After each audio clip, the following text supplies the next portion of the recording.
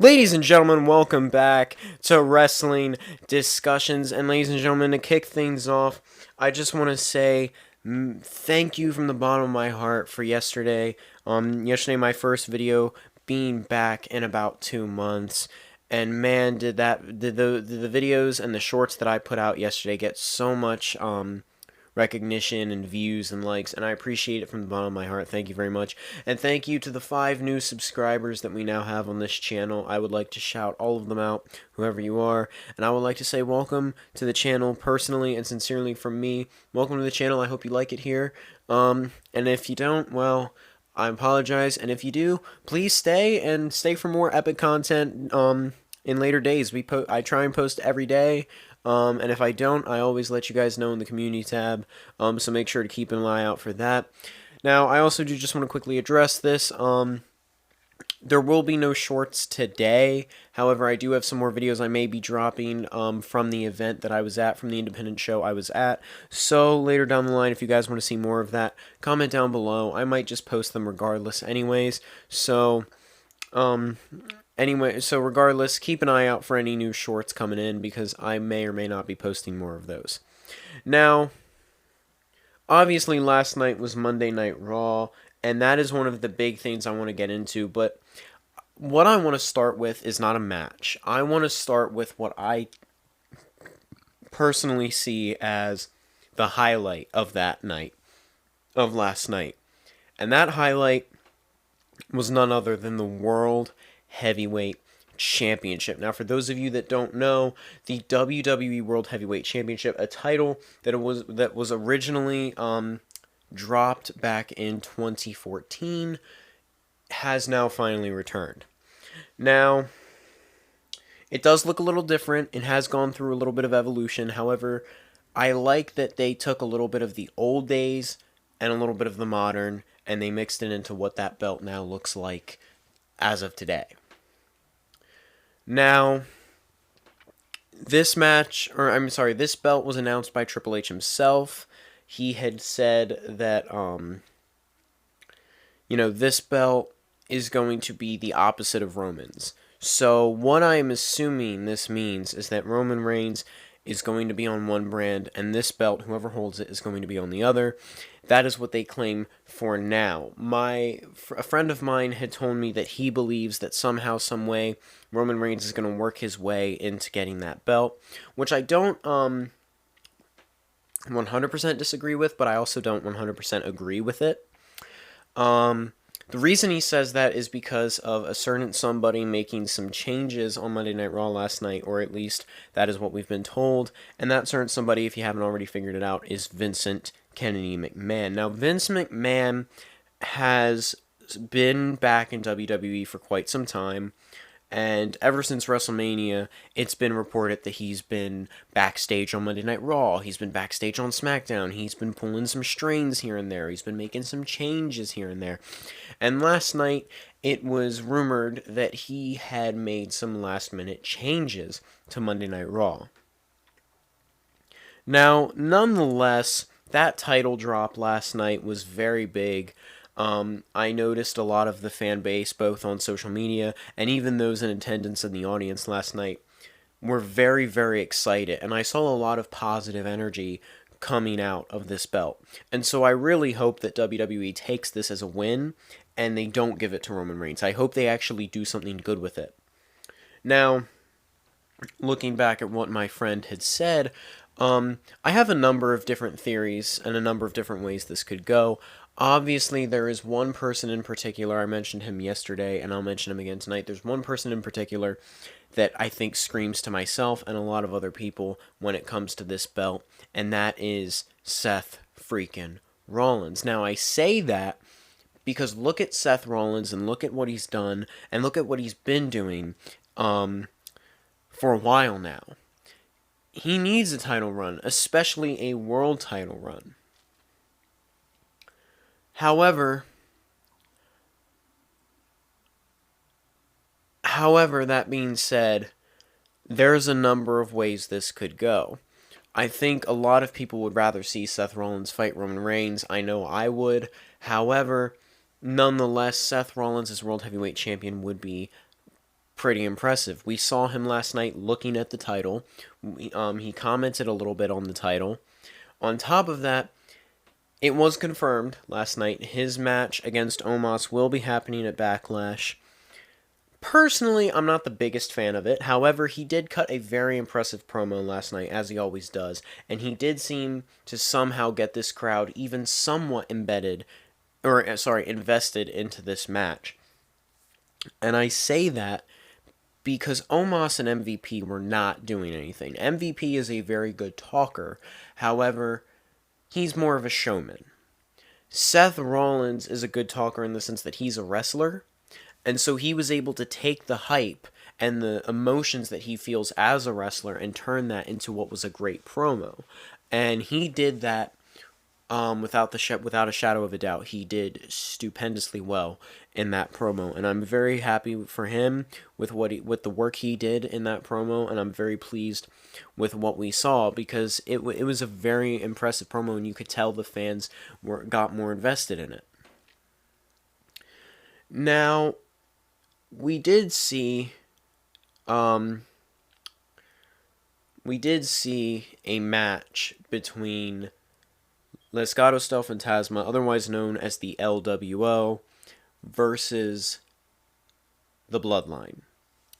Now, obviously, the LWO and the Bloodline and the Judgment Day and Sami Zayn and Kevin and Riddle, they all kind of had this weird feud type thing going on last week. Now, this week, we didn't see much in terms of the Judgment Day and Sami and Kevin and Riddle, but we did see a little bit going down between that of the Bloodline and Legado del Fantasma. Now, I will say Santos Escobar really showed up in this match, as did the rest of Legado del Fantasma. However, as always, the Bloodline, a very impressive unit, and Solo Sikoa, the enforcer of the Bloodline, really proving himself in almost every match he's had. He's only lost once to Cody Rhodes. He's been an unstoppable force. He truly has lived up to his name. He truly has been the enforcer, and I don't see that stopping anytime soon. So the Bloodline did pick up the victory over Legado del Fantasma. Now, we also saw, in terms of the United States Championship, which I've talked about a little bit, not a whole lot, Austin Theory, the United States Champion. I did say this in yesterday's episode. I mentioned a little bit about how I think Bronson Reed could be a new contender. I think Edge could be a contender at some point when he comes back. However, that being said, Bronson Reed and Bobby Lashley have been feuding as of late, and Bobby Lashley and Austin Theory cutting a promo on each other last night until Bronson Reed getting involved now. During this segment, we saw Bronson Reed and Austin Theory working together to take out the almighty Bobby Lashley. But that then led to Bronson Reed taking down Austin Theory and holding up the United States Championship, which I don't want to say is foreshadowing, because we've seen in the past, we've seen a number of wrestlers hold up belts that they end up never winning. However, Bronson Reed as United States Champion, I think, just feels right. I think it makes sense. I would love to see a triple threat between Theory and Bobby and Bronson, because it gives you the opportunity to see Bronson Reed and Bobby Lashley kind of have this big rivalry. Austin Theory clearly being the underdog, but Austin Theory clearly having that excuse of it's a triple threat, they're preoccupied, and he can get involved and capitalize just like he did at Survivor Series War Games between the triple threat of Bobby Lashley, Austin Theory, and Seth Rollins. And so that's another moment that could be looked at with Austin Theory retaining the U.S. title if that's what he were to do. Now, I don't know if this match, if it does happen, I don't know if it would happen on Raw, I don't know if it would happen at Backlash. I just know that it's most likely going to happen. Now, moving on to the women's division for a moment, we saw Trish Stratus cut a small backstage segment. It wasn't a long segment, nothing too big. Called out Becky Lynch a little bit.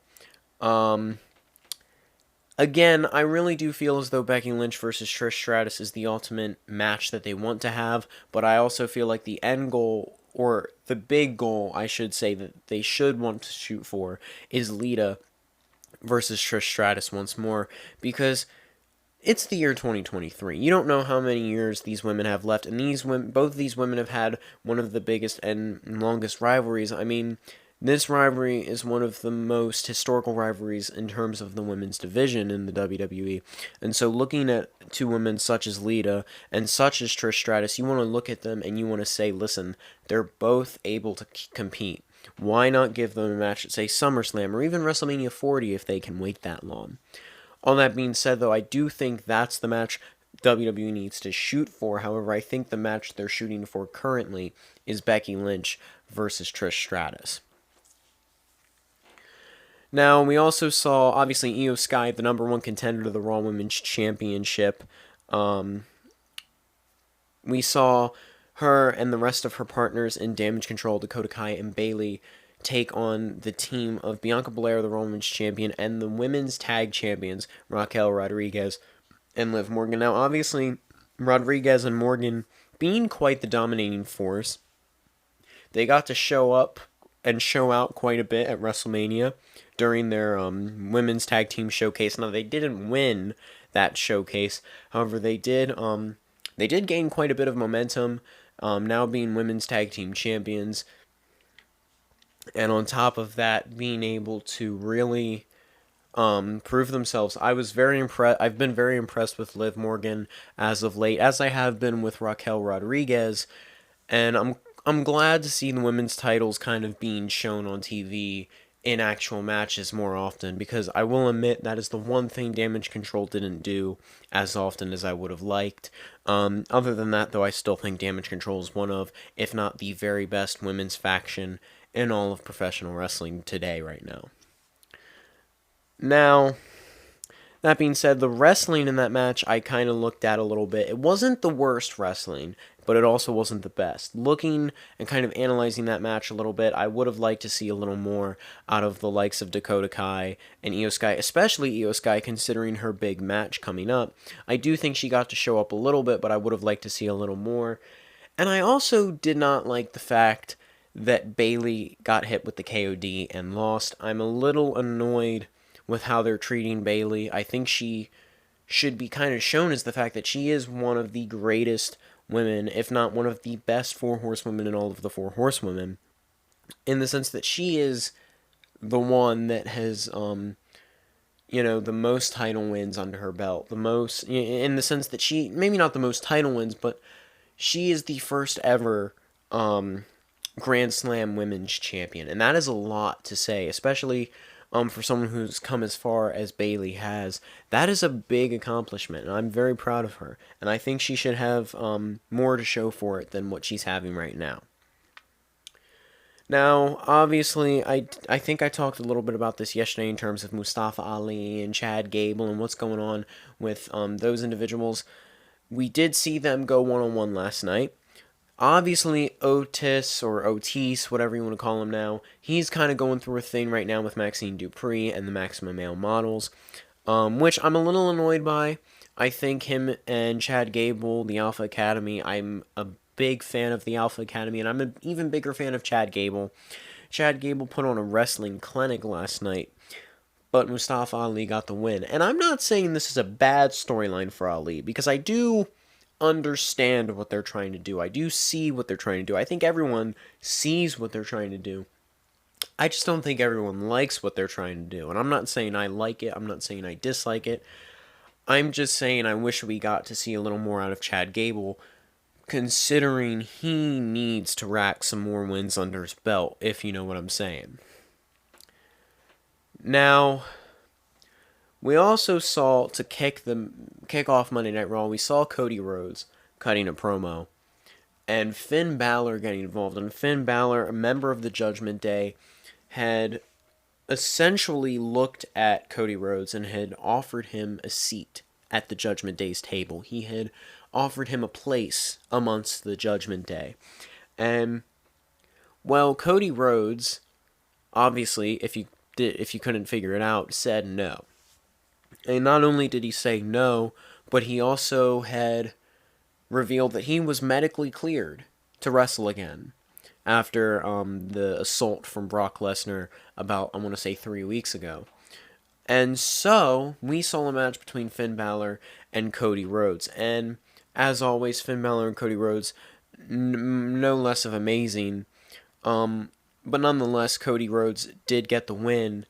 And he did prove why he is a very unstoppable athlete right now. And he did prove why this match at Backlash between him and Brock Lesnar, it's a match to really closely look at, because I don't see Cody losing. Me personally, I don't see Cody losing, but I also don't see Brock Lesnar losing without a fight, if you know what I mean. Like, I think if Brock loses this, there's going to be some mayhem, as there usually is. And so I think this is going to really depend on what they want to do going into later pay-per-views for Cody. And I say Cody because Cody is a guy that shows up every week, whereas Brock isn't. So you want to look more at what is the longevity and what is the future for that of Cody Rhodes, rather than what is the longevity and what is the future for that of Brock Lesnar. Now, all that being said, we also had, let me see here. I don't remember all of the matches. Let me see what all we had here. We obviously had the title reveal, which I talked about. We had, yes, here in the main event. So I did make a prediction last night. I did say when Rey Mysterio and Damian Priest faced off, I did say that I thought Damian Priest would win. Now, Rey Mysterio did get the victory last night. However, it was via disqualification, as Damian Priest used a steel chair. Not the biggest fan of that, considering I don't think Damian really needed to do that. I don't like the idea of disqualifications. I really don't like the idea of it happening in the main event of such a big match between Rey and Damian, as I think that match could have been very entertaining if they chose to not go down that path. However, all that being said, nonetheless, we do have a match set for Backlash. Now, a lot of people were saying we were going to see the LWO with Bad Bunny versus the Judgment Day. No. In fact, Damian Priest is going to have a singles match at Backlash, which I don't think he's had a singles pay-per-view match since joining the Judgment Day. But nonetheless, he's going to have a singles match at Backlash when he takes on Bad Bunny in a San Juan street fight. Now, I'm going to be completely honest with you here. Bad Bunny is a tremendous wrestler from what I've heard and from what I've seen, but I don't see Bad Bunny walking out of this. Bad Bunny is not the guy that's going to have to walk into this match and then walk out and show up the Monday Night Raw after. Damian Priest is the one that's going to have to do that. And that's where they have to look at that and go, do we really want Damian Priest to suffer from that? I'm not saying it's not going to be one hell of a fight, and I'm not saying the Judgment Day and the LWO isn't going to get involved, because you know they are, but I'm simply saying that you want to look at this closely, and you want to look at this logically, because logically, Damian Priest might be the more logical answer, in my opinion. Now, we also saw a little bit going on between the Bloodline and Sami Zayn. We saw quite a bit in terms of mind games. So obviously, this Friday we have the Usos taking on Sami Zayn and Kevin Owens for the undisputed tag team titles. And nonetheless, the mind games have not stopped for quite some time. We've had Sami Zayn trying to talk to Jay and trying to tell him about Roman. And you gotta wonder, are those mind games, or are those Sami Zayn feeling guilty? Is that Sami Zayn feeling that Sami Uso inside of him deep down and going, I want to help Jay. I want to help my brothers. We also saw Jimmy getting frustrated with Jay, and we saw Jimmy talking to Sami and saying that's not going to happen, you're not going to win, Roman's not trying to do nothing. And then we saw Sami talking to Kevin. And and Jimmy got into Sami's mind and made it seem like Kevin might betray Sami, which I'm hoping doesn't happen. honestly, I don't think it'll happen. But nonetheless, Kevin and Sami, they haven't been exactly 100% as a unit, if that makes sense. And going into this match, they have to really watch out for that, because the Usos are probably going to be a unit. They usually and almost always are. And so Kevin and Sami are going to have to severely, severely watch out for that. On top of that, though, we did have Matt Riddle, who helped out Sami and kind of proved to Sami through the usage of kind of talking about Randy Orton and what he's learned with Randy as a way of kind of showing Sami that he doesn't have much to worry about. Now, we did have another tag match between Cedric Alexander and Shelton Benjamin taking on the Street Profits. Now, we haven't seen Cedric or Shelton in action for quite a little bit, but they were in action last night. I thought the match started off pretty good. Shelton and Cedric kind of getting to show off their athletic ability. But then the Street Profits took control, and the Street Profits really got to show their offensive and athletic ability, and I was very, very pleased and very, very happy with them.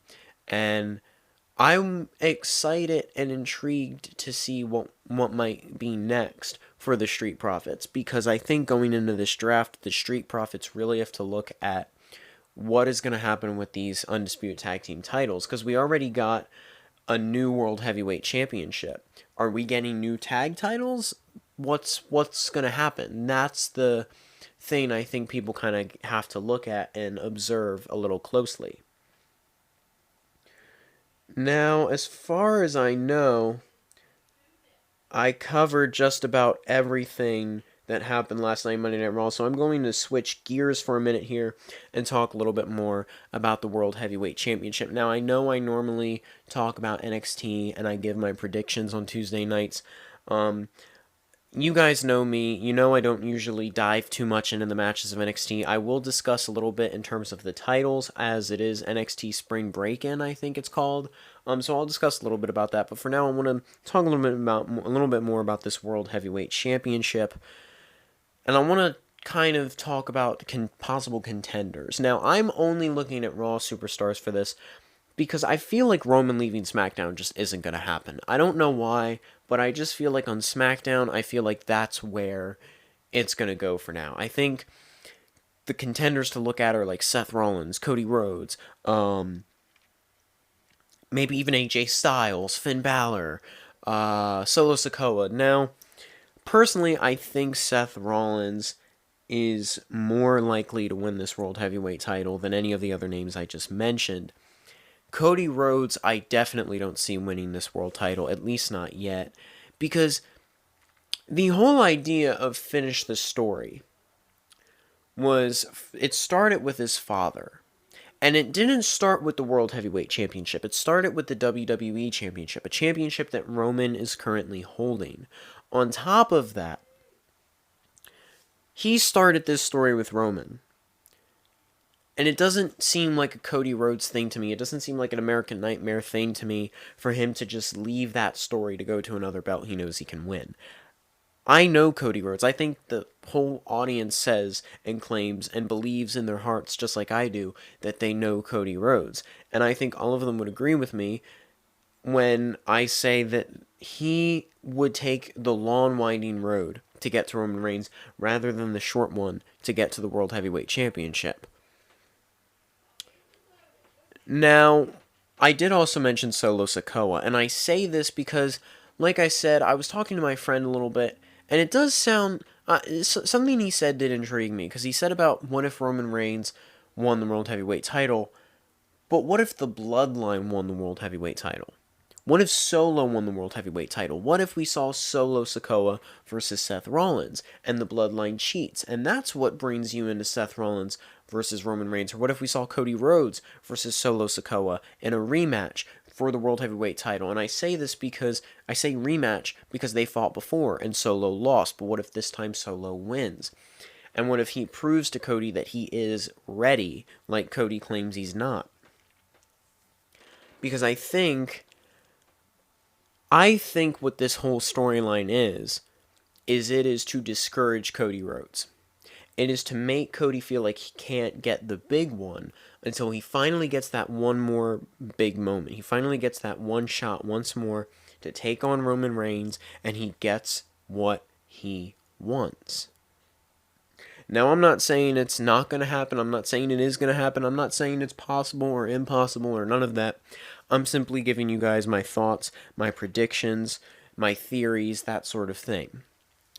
Now, moving on to NXT for a moment, we do see a new champion in Carmelo Hayes. Obviously, Stand and Deliver was a few weeks ago by now, and we did see Braun Breaker turn heel.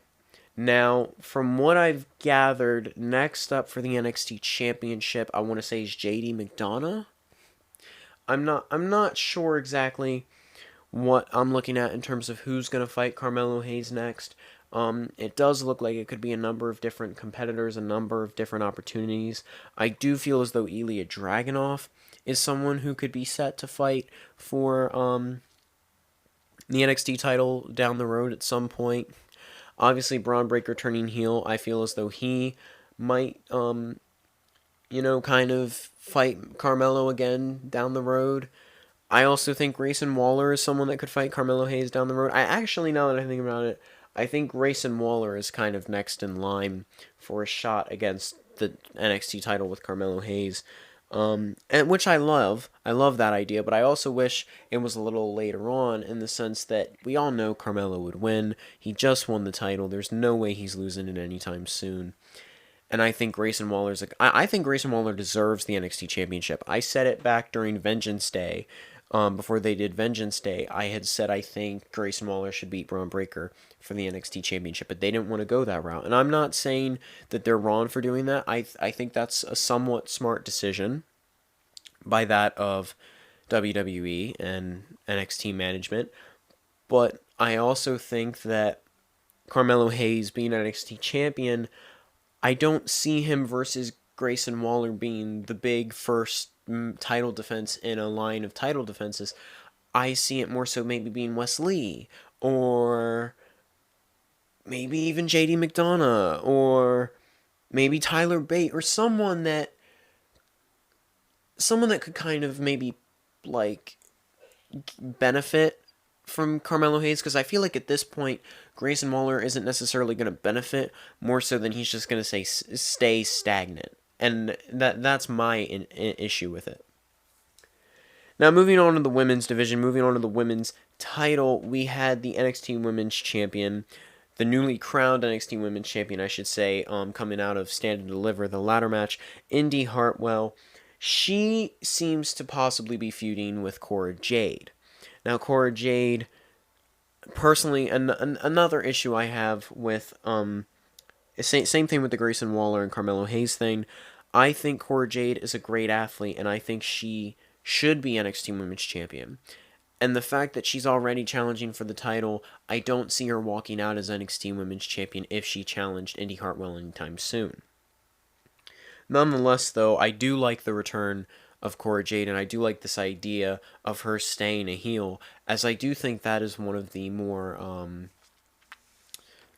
entertaining and more logical ideas for her right now. I like her idea of being a heel more than I do her being a face, which is a lot for me to say considering I really enjoyed her being a babyface.